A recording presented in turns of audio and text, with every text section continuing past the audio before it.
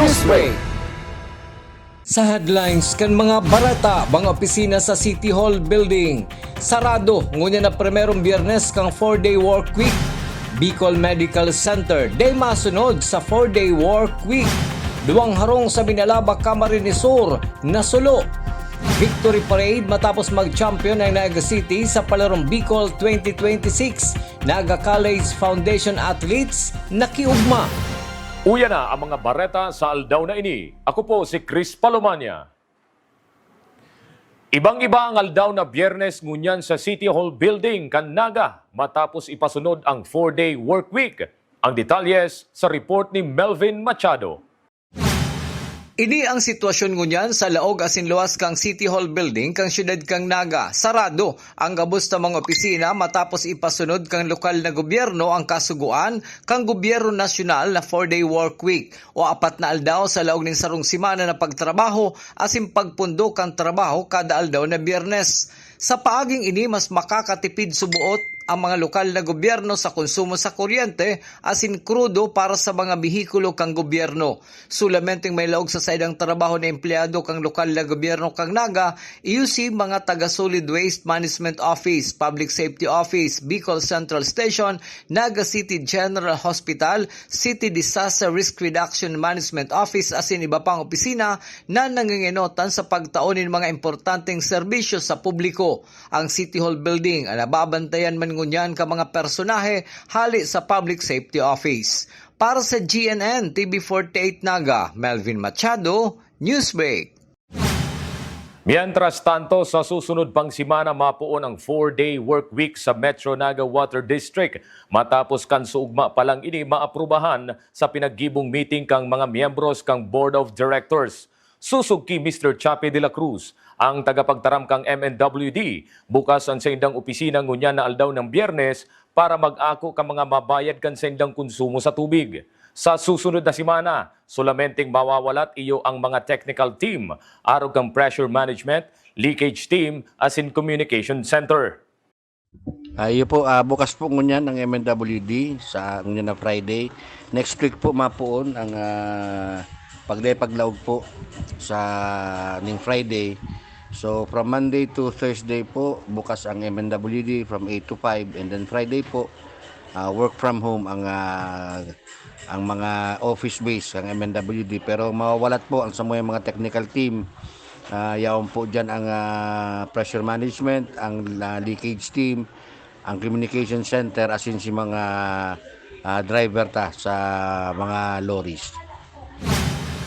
Padagos sa mga bareta, ngunyan man aldaw pinagapaluwas kang Bicol Medical Center ang sa idang desisyon kung mapasunod kang 4-day work week o dae. Matapos subuot na mapag-adalan ni Dr. Ronnie Gigantone, ang Medical Center Chief kang Bicol Medical Center, na pagdesisyonan na dae maimplementar kang 4-day work week sa nasabing ospital. Inisubuot dai makakatabang sa pangkabilugan na operasyon asin pagtaon ning serbisyo kan hospital.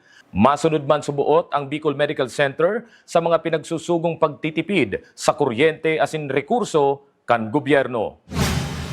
Sarado man ngunyan na aldaw ang nagkapirang opisina sa Banwaan kan Camaligan, Camarines Sur, arog kang Assessor's Office, Accounting, Budget, Municipal Planning and Development Coordination Office, Local Civil Registrar, Treasurer's Office, Engineering Office as in Department of Agriculture. Inihuli kang 4-day work week. Alagad, ang mga empleyadong nasa Rural Health Unit, Municipal Disaster Risk Reduction Management Office, Public Safety Office, Mayor's Office, as in Municipal Social Welfare and Development Office, ang solamenteng may laog ngunyan para magtauning serbisyo sa mga residente kan Camaligan. Padagos sa mga bareta, mga supply ning e-bike sa syudad ning Naga problemado sa kakulangan ning unit na nag-aabot hali sa Metro Manila. Ang detalye sa report ni Melvin Machado.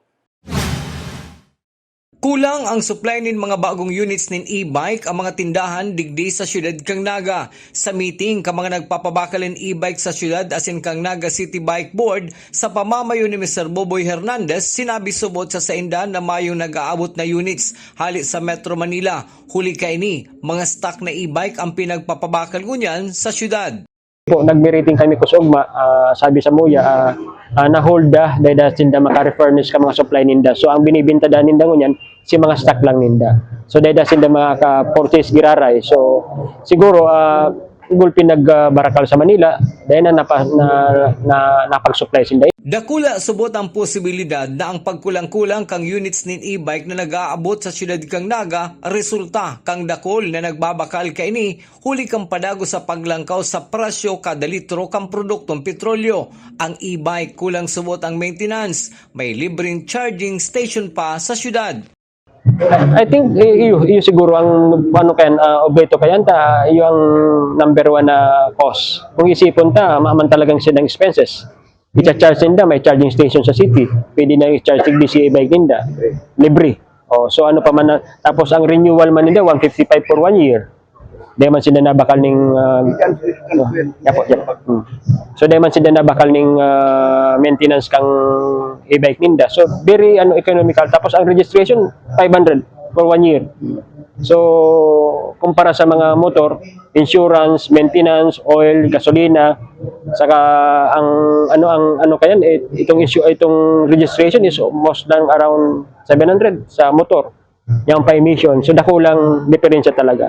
So mga tao, kung yan pa nagtaas sa gasolina, so expected din na mag-grabe sinda. So kagulpe nagsiship na. Mientras tanto palagos nguyan ang pag-renew as in rehistro ka mga e-bike na naglalaog sa siyudad kang Naga. Para sa GNN TV 48 Naga, Melvin Machado, Newsbreak. Sa samuyang pagbabalik, duwang harong sa Minilabak, Camarines Sur, nasulo. Yan na sinibapang nangingenot ng mga bareta, tigdilang sa GNN TV 48 Naga, Newsbreak. The digital age is here. They warn us of a cold, efficient world where the human touch is lost to automation. But we refuse to accept that choice. At Naga College Foundation, we believe the best future is one led by heart. We equip you with the skills you need to thrive. From our dynamic programs in finance and business, to the hands-on fields of IT and engineering, through our vital health sciences, our justice programs in criminology, and the crucial roles of education in the arts, we cover the entire spectrum of tomorrow's workforce. Here, you don't just become future ready, you become a worker with empathy, a leader who understands that technology must serve humanity. Choose the college that prepares you not just for the job, but for the world. The future is here at NCF. Enroll at Naga College Foundation. Let us build a brighter, kinder tomorrow.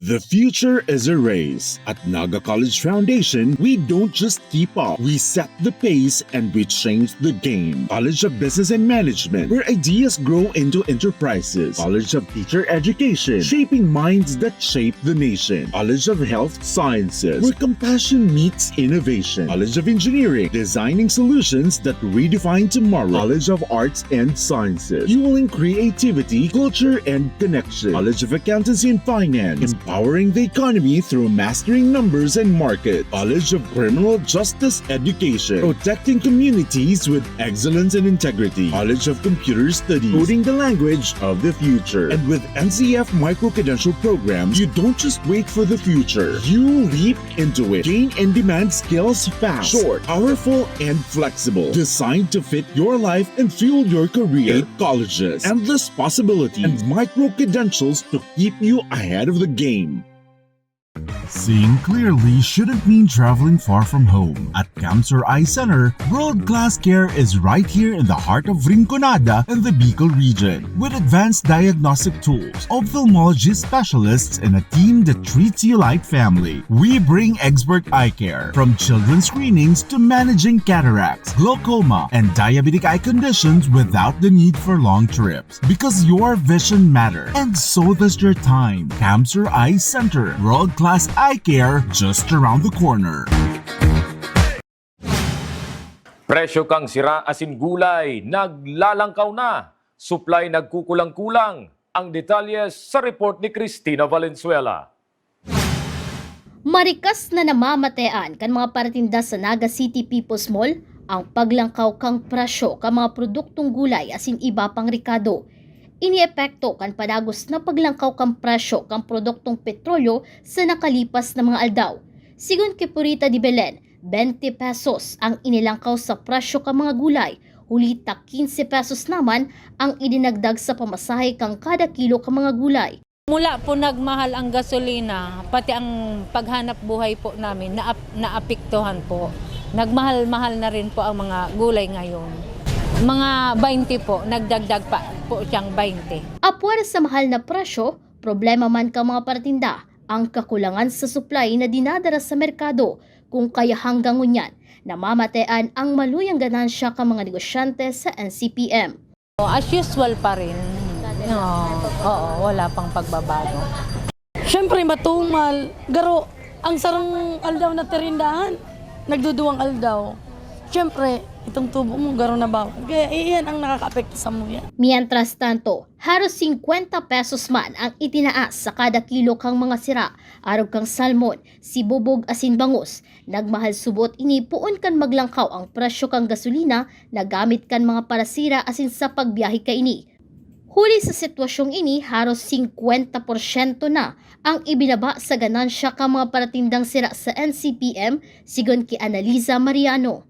Iyo, nagralangkaw ang presyo, arog kang prosen na haling, salmon, mga prosen na sibubog. Nagralangkaw sinda halos 50 pesos. Halimbawa, 100%, 50% na lang. Pira lang yan sa mga produktong naaapektaran kang padagos na paglangkaw sa presyo kang kada litro kang petrolyo. Para sa GNN TV 48 Naga, Cristina Valenzuela, Newsbreak. Sa police report, 11 persona na may mga warrant of arrest hulikan sa indang pinag-aatubang na kaso sa korte ang naaresto kang Naga City Police Office sa laog ning 2 semana. Tulo sa naaresto ang most wanted person, asin 8 ang other wanted person na may mga kasong karnaping, qualified rape, illegal drugs asin qualified theft ang nadakop. Na-turnover naman ang mga naarestong akusado sa BJMP asin Tinangis Penal Farm, Kanpili, Camarines Sur. Tulo sa naaresto ang most wanted person asin 8 other wanted person na may mga kasong karnaping, qualified rape, illegal drugs asin qualified theft ang nadakop. Na-turnover naman ang mga naarestong akusado sa BJMP asin Tinangis Penal Farm, Pili, Camarines Sur. So, igwa kitang tulong most wanted person and 8 other wanted person. So, ang mga kaso kani, itong igwa kitang carnapping, qualified rape, theft, igwang sa drugs, 9165, and igwang qualified theft.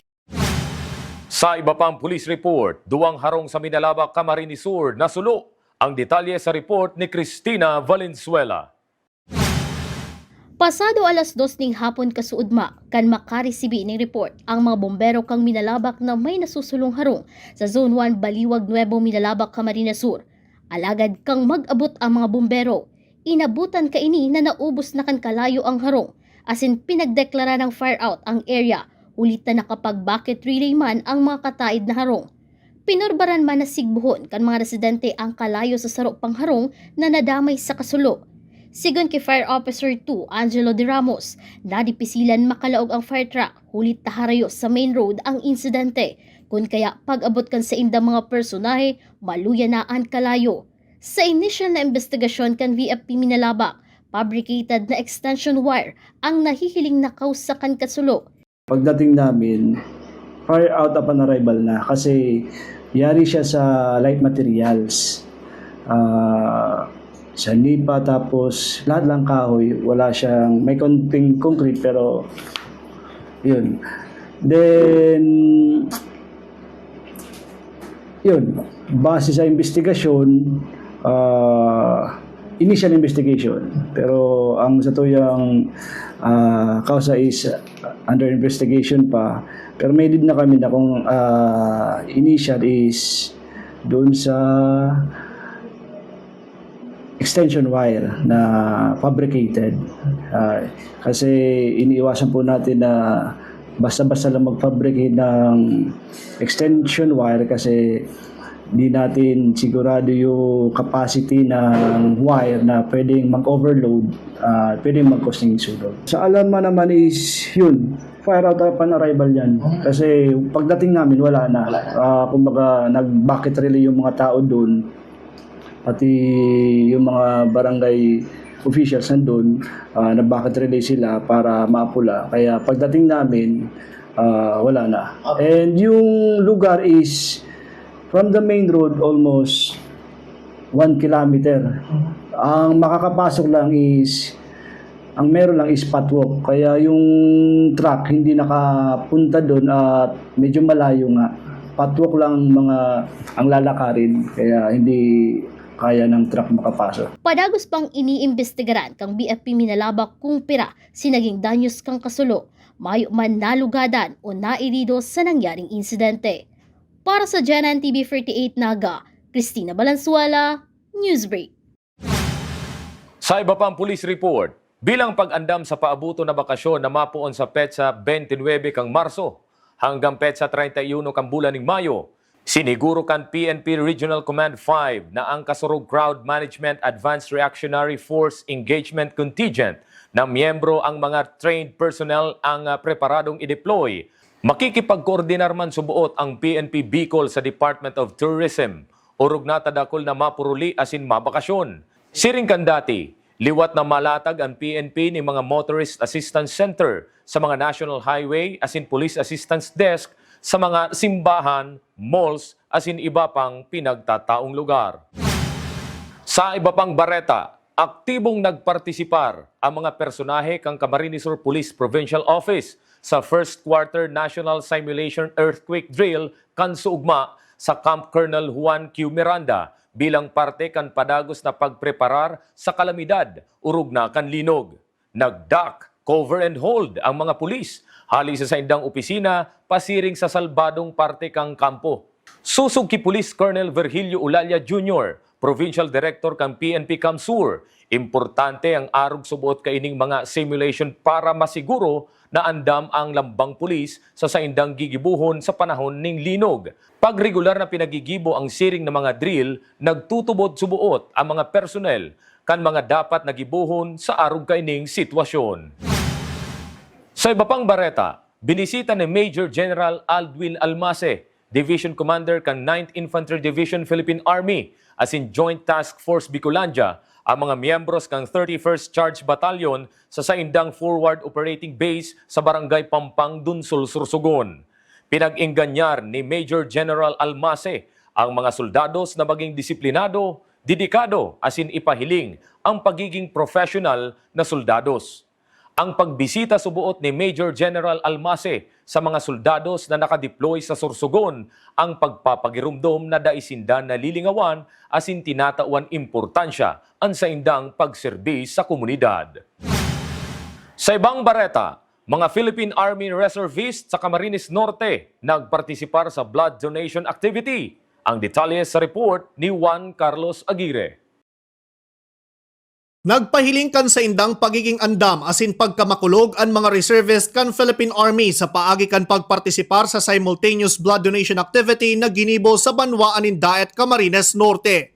Digdi labi sa sanggatos na reservist hali sa 501st Ready Reserve Infantry Battalion kan 501 Community Defense Center sa irarom kan 5th RCDG ang nagpartisipar asin nagpabulos kan sa indang dugo. Katakod ini kan selebrasyon kan 129th founding anniversary kan Philippine Army kung sain sarabay na ginibo ang aktibidad sa bilog na Pilipinas. Apwera sa mga enlisted asin reservist officers, nagpartisipar man ang mga kadete kan Reserve Officer Training Corps o ROTC gikan sa manlain-lain na kolehiyo sa probinsya. Sa pakikipagtabangan kan Bicol Medical Center asin LGU Daet, katuyuhan kan aktibidad na suportaran ang lokal na blood bank sa pagdagdag kan supply nin dugo na makakasalbar nin buhay. Para sa GNN TV 48 Naga, ini si Juan Carlos Aguirre, Newsbreak. Naga College Foundation athletes kabali sa Victory Parade kan sugma matapos mag-overall champion ang Naga City sa palarong Bicol 2026 sa probinsya kang Albay. Ang detalye sa report ni Campus Correspondent Kenneth Del Mundo. karibay kan sakripisyo asin halabang panahon sa trainings, uyan nagtripon ang mga atleta kay iban mga parakawat kan Naga College Foundation na nagtaon in dakulang tarayumpo para ang Naga City Bison bilang overall champion sa nagtapos na Palarong Bicol 2026. Poon sa City Hall grounds hasta makaabot sa Camarines Sur National High School Liboton Annex, dai nawawaraan ngirit asin excitement sa lalawgon kan kada atleta, coaches, mga faculties asin iba pa na nagbali sa ginibong Victory Parade kan March 13. Sa nagtapos na Palarong Bicol 2026 kan nakalihis na semana, Naga City ang naging overall champion na may 77 gold medals, 6 silver asin 58 bronze. Sa likod kan trayumpong ini, ang sakit na pinag-agihan kan labang atleta. Ang kontribusyon kan Naga College Foundation athletes sa kompetisyon, dai naging madali alaga dai man naging dipisil huli sa kagustuhan, tiwala asin suporta. Ang mga sports amenities na igwa ang NCF arog kan Tigers Training Pool, fully equipped Tigers Health Hub, basketball arena, volleyball court, sepak takraw court, kumpletong equipments asin kagamitan sa manlain-lain na sports, mga programa arog kan pagtaunin 100% scholarships discounts asin iba pang benefits sa inspirado asin pursigido, asin deserving na athletes asin players. Ang mga skilled coaches na haloy na salado kan karawat ang saruman sa orgulyo kan NCF, hulita ini ang nagiging pundasyon para sinda maging matibay asin disiplinado. Super nakakatulong po talaga yung swimming pool sa amin dahil kunti lang po yung magandang swimming pool dito sa Naga. I'm very thankful po ako dahil free lang po yung mga ginagamit namin at yung mga natanggap namin. Gaya po ng mga equipments galing po sa coach namin. Bilang tiger athlete po, keep grinding lang po talaga and discipline po every training kasi every training matters and every improvement matters din po. For the NCF community naman po, we're so thankful. All athletes po, thankful po kami sa NCF for the support po. Saro ng gawi para sa NCF ang magbali sa manlain-lain na kompetisyon arugan palaro kung kaya nagtutubod si Naga City Schools Division Superintendent Susan Esculiano na ang preparasyon asin partisipasyon kan NCF igwang magayon na impact asin dakulang kontribusyon sa kompetisyon asin komunidad. Sa NCF, Home of the Tigers, syempre una pasasalamat muna kasi isa kayo sa nagdadala ng ating bandera, ng ating division sa Palarong Bicol at Palarong Pambansa. At dahil sa patuloy niyang pagpupursige na mag-develop ng athletes, sana ipagpatuloy at magkaroon tayo ng continued na partnership para makadevelop pa tayo ng maraming athletes at saka yung buong sports development na holistic para sa mga bata. Hindi lang para sa palaro, kundi talagang para sa buhay din nila. Na maaalala nila, magiging parte ng kanila experience at buhay. Thank you, Naga College Foundation. Ang Naga College Foundation pirming nasa likod kan kada atleta, nakaantabay para pakusugon, pagtibayon asin tabangan na maikurit ang pangaran sa kompetisyon, buhay asin pangarap. Di man madali ang proseso alagad din huli sa suporta, mas nagigian asin sila napaparin na maabot ang kampyonato na pangarap kan sisayman. Para sa GNN TV48 Naga, Kenneth Del Mundo, Newsbreak. Iyan ang mga bidang baretang nakalap kang mas pinakusog na puwersa kang GNN TV48 Naga News and Bicol Affairs. Dahil malingaw na i-follow ang sabuyang official Facebook page, GNN TV48 Naga. Padagos kaming mahatod ng mga baretang garantisadong nangingenot asin napapanahon. I-hit ang subscribe button sa sabuyang official YouTube channel GNN TV48 Naga para updated kita sa mga bareta asin istoryang bida ang Bicolano. Ako po si Chris Palumanya, asin ini ang GNN TV48 Naga News Break. Tanga diri ko nababay na GNN TV48 Naga. Kalma! Lumipat lang ang GNN TV48 Naga sa channel 48.1. What? Direk, ang simple lang ng solusyon dyan. Kunin ang remote, pumunta sa menu Setup o Settings, at hanapin at pindutin ang Scan at hintayin. Then, boom! Balik na si GNN sa Channel 48 mo para sa mga balitang nangunguna at napapanahon. At sa mga programang suwak sa panlasa mo. Tutok lang sa GNN TV48 Naga, Bida ang Bicolano! Be a champion, be a tiger. Tiger today, NCF's the quest, lights lighting your way. At the Naga College Foundation Basic Education Department, we provide an environment where innovation is nurtured and resources promotes collaboration and discovery. Our students benefit from hands-on learning in cutting-edge science and technology laboratories, bridging theory with practical application. We maintain a supportive institutional framework, ensuring a safe, clean, and academically focused atmosphere for every student. Beyond academics, our comprehensive facilities, including sports, develop leadership, teamwork, and discipline. NCF is proud to be a LASO-accredited institution, a recognized mark of excellence and high-quality education. This is Naga College Foundation Basic Education Department. Changing the game.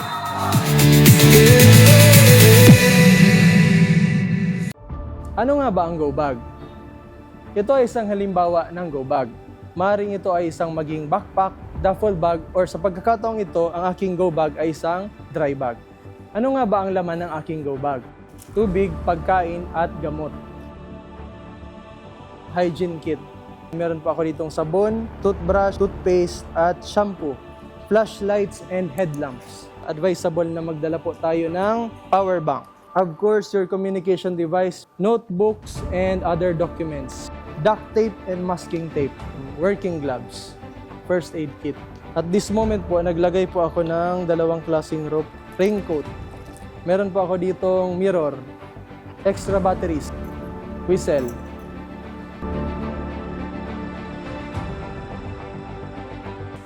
Ang layunin ng Bureau of Fire Protection ay ligtas na buhay at ari-arian. Sa muli po, ako ay si Fire Officer Juan Baquero from Bureau of Fire Protection, Naga City Fire Station na nagpapaalala, laging maging handa para ligtas sa sakuna. At NCF, we're all about that holistic grind. Hands-on training, real-world experience, and affordable education that gets you industry-ready. Shoot to edit? Dito, from concept to screenwriting. From shooting to editing to actual broadcasting, NCF was the first and the only school that has its own operational television and radio stations. No boring stuff, just real skills for the real world. Jika na ba? Tiger today.